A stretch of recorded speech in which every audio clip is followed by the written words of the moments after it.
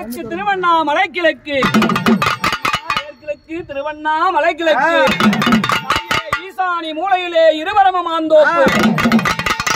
பக்கத்திலே சங்கம் செடிகள் உண்டு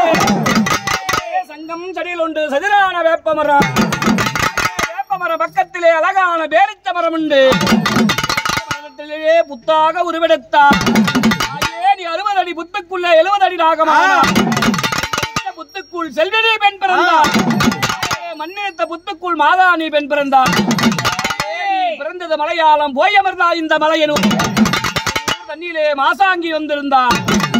எப்படி வரா தெரியுமா தங்கி நல என் தாய்